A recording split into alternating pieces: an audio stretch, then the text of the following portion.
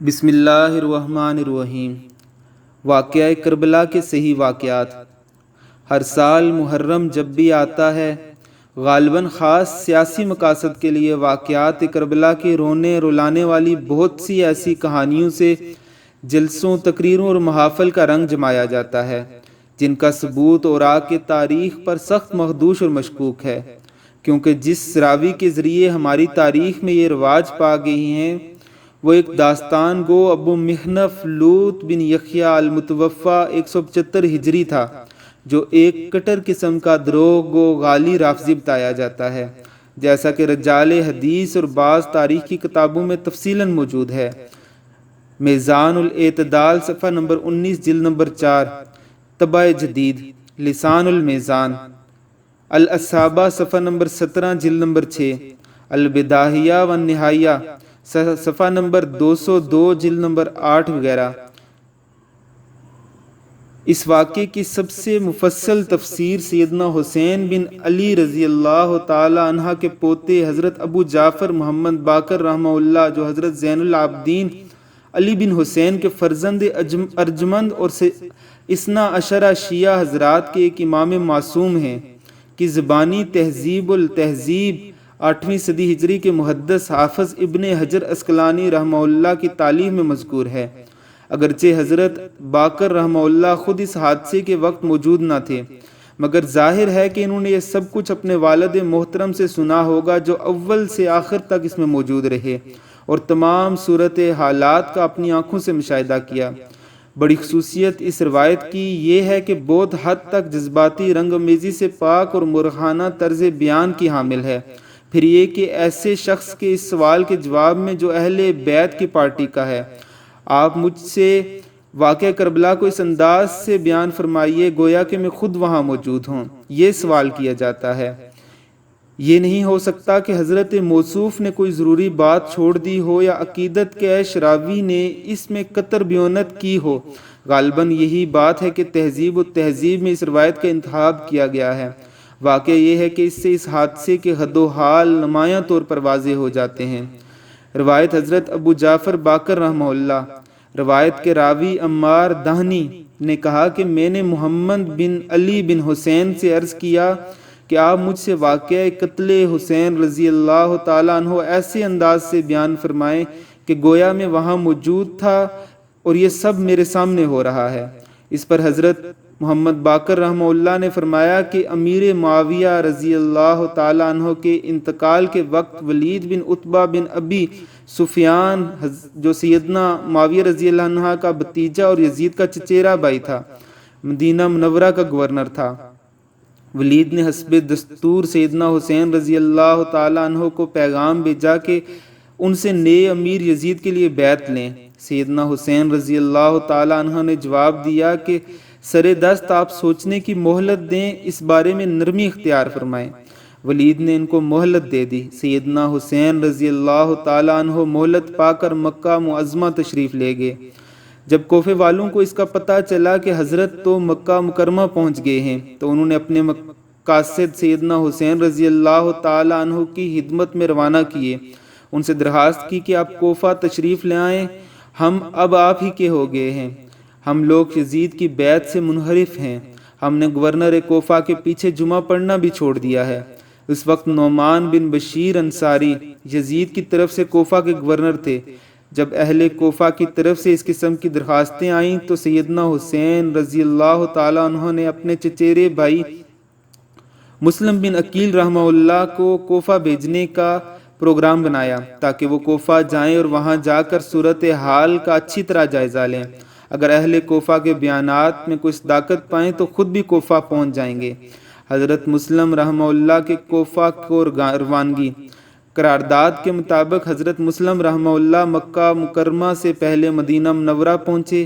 وہاں راستے کی رہنمائی کے لیے 2 آدمی ساتھ لیے، کوفے کی طرف روانہ ہو گئے۔ جس راستے سے وہ لے گئے اس میں ایک ایسا میدان آ گیا جس میں پانی نہ ملنے کی وجہ سے پیاس سے دوچار ہو گئے، چنانچہ اسی جگہ ایک رہنما انتقال کر گیا۔ اس صورتحال کے پیش آنے پر حضرت مسلم بن عقیل رحمہ اللہ نے سیدنا حسین رضی اللہ تعالیٰ عنہ کو ایک خط لکھا کہ کوفہ جانے سے معذرت چاہی، لیکن حضرت ممدوح نے معذرت قبول کرنے سے انکار کر دیا اور لکھا کہ آپ ضرور کوفہ جائیں۔ حضرت مسلم رحمہ اللہ کوفے کی طرف چل دیے۔ وہاں پہنچ کر ایک شخص اوسجا نامی کے گھر قیام فرمایا۔ جب اہل کوفہ میں حضرت مسلم رحمہ اللہ کی تشریف آوری کا چرچا ہوا تو وہ خفیہ طور پر ان کے ہاں پہنچے اور ان کے ہاتھ پر سیدنا حسین رضی اللہ تعالیٰ عنہ کے لیے بیعت کرنے لگ گئے۔ چنانچہ 12,000 اشخاص نے بیعت کر لی۔ یزید کے ایک کارندے عبداللہ بن مسلم بن شعبہ حضرمی کو اس کا پتہ چلا تو اس نے ساری کارروائی کی اطلاع جناب نعمان بن بشیر گورنر کوفہ کو دے دی۔ ساتھ ہی یہ کہہ دیا کہ آپ واقعتاً کمزور ہیں یا اہل کوفہ والوں نے آپ کو کمزور سمجھ رکھا ہے، دیکھتے نہیں ہیں کہ شہر کی صورتحال مخدوش ہو رہی ہے۔ اس پر حضرت نعمان رحمہ اللہ نے فرمایا کہ میری ایسی کمزوری جو بربنائے اطاعت الہی ہو وہ مجھے اس قوت و طاقت سے زیادہ پسند ہے جو اس کی معصیت میں ہو۔ مجھ سے یہ نہیں ہو سکتا کہ جس امر پر اللہ تعالیٰ نے پردہ ڈالے رکھا ہے خواہ مہو اس پردے کو فاش کروں۔ اس پر عبداللہ مذکورہ نے یہ سارا ماجرا یزید کو لکھ کر بھیج دیا۔ یزید نے اپنے ایک غلام جو آزاد کردہ غلام تھا سرخون نامی کے اس بارے میں مشورہ لیا۔ سرخون سے اس بارے میں مشورہ لیا گیا۔ اس نے کہا کہ اگر آپ کے والد زندہ ہوتے اور آپ کو کوئی مشورہ دیتے تو اسے قبول کرتے؟ یزید نے کہا ضرور۔ سرخون نے کہا تو پھر یہ مشورہ ہے کہ آپ کوفے کی گورنری عبید اللہ بن زیاد کے سپرد کر دیں۔ ادھر صورتحال ایسی تھی کہ ان دنوں یزید عبید اللہ بن زیاد پر ناراض تھا اور بصرہ کی گورنری سے بھی اسے معزول کرنا چاہتا تھا، مگر سرخون کے مشورے پر اس نے اظہار پسندیدگی کرتے ہوئے بصرہ کے ساتھ کوفے کی گورنری بھی عبید اللہ بن زیاد کو دے دی اور لکھ دیا کہ کوفہ پہنچ کر مسلم بن عقیل رحمہ اللہ کو تلاش کرو اور اگر مل جائے تو اس کو قتل کر دو۔ ابن زیاد کوفے میں اور افشائے راز۔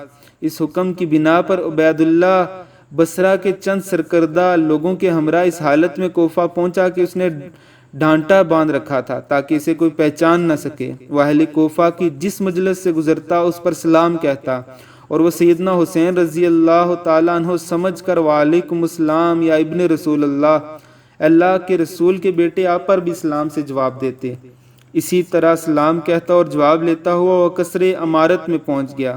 وہاں پہنچ کر اس نے ایک غلام کو 3,000 درہم دی اور کہا تم جا کر اس شخص کا پتہ لگاؤ جو کوفے والوں سے بیعت لیتا ہے، لیکن دیکھو تم خود کو خمس کا باشندہ ظاہر کرنا، یہ کہنا کہ میں بیعت کرنے کے لیے آیا ہوں اور یہ رقم بھی پیش کرنا چاہتا ہوں تاکہ اپنے مشن کی تکمیل میں اس کو صرف کریں۔ چنانچہ اس نے ایسا ہی کیا اور یہ لطائف الحیل اس شخص تک اس کی رسائی ہوگی جو بیعت لینے کا اہتمام کرتا تھا۔ اس نے اپنے آنے کی اور امدادی رقم پیش کرنے کی سب بات کہہ ڈالی۔ اس نے کہا مجھے یہ معلوم کر کے خوشی ہوئی کہ تمہیں ہدایت کا راستہ نصیب ہوا، لیکن یہ محسوس کر کے دکھ بھی ہو رہا ہے کہ ہماری اسکیم ابھی پختہ نہیں ہوئی۔ تاہم وہ اس غلام کو حضرت مسلم بن عقیل رحمہ اللہ کے ہاں لے گیا۔ حضرت مسلم رحمہ اللہ نے اس سے بیعت بھی لے لی اور رقم بھی اس سے قبول کر لی۔ اب وہ یہاں سے نکلا اور عبید اللہ بن زیاد کے پاس سیدھا پہنچا اور سب کچھ اس کو بتلا دیا۔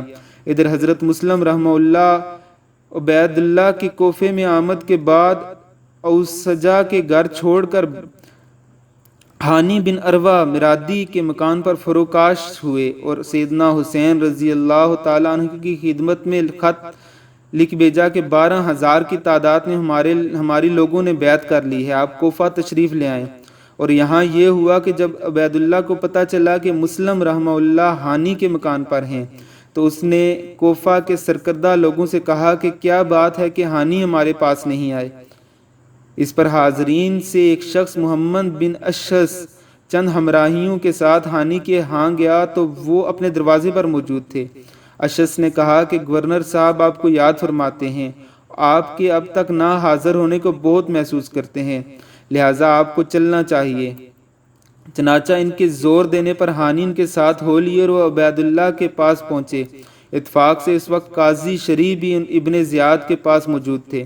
ان سے مخاطب ہو کر اس نے کہا کہ دیکھو ہانی کی چال کھوٹ کی مضر ہے۔ پھر اتنے میں وہ اس کے پاس آ گیا تو کہا ہانی مسلم بن عقیل رحمہ اللہ کہاں ہیں؟ اس نے کہا مجھے علم نہیں۔ اس پر عبید اللہ نے 3000 روپے والے غلام کو ان کے سامنے کر دیا۔ ہانی بالکل لاجواب ہو گئے، البتہ اتنا کہا کہ میں نے انہیں اپنے گھر بلایا نہیں، وہ خود بخود میرے گھر آ کر ٹھہر گئے ہیں۔ ابن زیاد نے کہا کہ اچھا ان کو حاضر کر دو۔ اس پر پس و پیش کیا تو ابن زیاد نے اپنے قریب بلوا کر اس کے زور سے چھڑی ماری جس سے ان کی بوئیں پھٹ گئی۔ اس پر ہانی نے اس کے ایک محافظ سپاہی سے تلوار چھین کر عبید اللہ پر وار کرنا چاہا لیکن وہ کامیاب نہ ہو سکا۔ اس پر ابن زیاد نے یہ کہہ کر کہ اب تمہارا خون حلال ہے، قصر امارت کے ایک حصے میں ان کو قید میں ڈال دیا۔ اس واقعے کی اطلاع ہانی کے قبیلے مزہج کو ہوئی تو انہوں نے قصر امارت میں یلغار بول دی۔ عبید اللہ نے شور سنا اور پوچھا تو کہا گیا کہ ہانی کا قبیلہ ان کو چھڑانے کے لیے چڑھ آیا ہے۔ اس نے قاضی شریف کے ذریعے ان کو کہلایا کہ ہانی کو مسلم بن عقیل کا پتہ کرنے اور بعض باتوں کی تحقیق کے لیے روک لیا گیا ہے، خطرے کی کوئی بات نہیں، لیکن ساتھ ہی قاضی شریف پر بھی ایک غلام کو لگا دیا، یہ معلوم کرنے کے لیے کہ وہ لوگوں سے کیا کہتے ہیں۔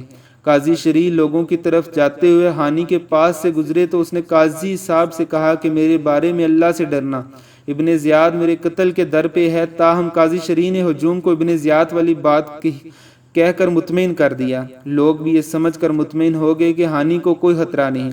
حضرت مسلم رحمہ اللہ کو جب ہنگامے کی اطلاع ہوئی تو انہوں نے اپنے ذرائع ابلاغ سے کوفہ میں اعلان کر دیا، جس کے نتیجے میں 40,000 لوگ ان کے پاس جمع ہو گئے، جس کو انہوں نے باقاعدہ ایک فوجی دستے کی شکل دے دی، جس کا مقدمہ، جیش، میمنہ اور میسرہ وغیرہ سبھی کچھ تھا۔ خود حضرت مسلم رحمہ اللہ اس کے قلب میں موجود تھے۔ اس طرح 40,000 کا یہ لشکر جرار قصر امارت کی طرف روانہ ہو گیا۔ عبید اللہ کو اس کی اطلاع ہوئی تو اس نے اعیان کوفہ کو اپنے قصر میں بلایا۔ جب یہ لشکر قصر امارت تک پہنچا تو سرداران کوفہ نے اپنے اپنے قبیلے کو دیواروں کے اوپر سے گفتگو کر کے سمجھانا شروع کیا کہ اب تو مسلم رحمہ اللہ کی فوج کے آدمی کھسکنا شروع ہو گئے اور ہوتے ہوتے شام تک صرف 500 رہ گئے، حتیٰ کہ رات کے اندھیرے تک وہ بھی اوجھل ہو گئے۔ جب مسلم رحمہ اللہ نے دیکھا کہ وہ تنہا رہ گئے تو وہ بھی وہاں سے چل پڑے۔ راستے میں ایک مکان کے دروازے پر پہنچے تو ایک خاتون اندر سے آپ کی طرف نکلی تو آپ نے اس کو پانی پلانے کے لیے کہا تو اس نے پانی تو پلا دیا لیکن اندر واپس چلی گئی۔ تھوڑی دیر کے بعد پھر باہر آئی تو آپ کو دروازے پر دیکھ کر اس نے کہا کہ اللہ کے بندے، آپ کا اس طرح بیٹھنا مشکوک ہے، یہاں سے چلے جائیں۔ آپ نے کہا میں مسلم بن عقیل ہوں، کیا تم مجھے پناہ دو گی؟ اس نے کہا ہاں آ جائیے۔ آپ اندر چلے گئے، لیکن کرنا خدا کا یہ ہوا کہ اس عورت کا لڑکا محمد بن اشعث کا آزاد کردہ غلام تھا۔ جب اس کو پتہ چلا کہ یہ مسلم بن عقیل ہیں تو اس نے محمد بن اشعث کو اطلاع دے دی، جس نے فوراً عبید اللہ تک خبر پہنچائی، جس نے اس کے ہمراہ پولیس روانہ کر دی اور ان کو مسلم رحمہ اللہ کی گرفتاری کا حکم دے دیا۔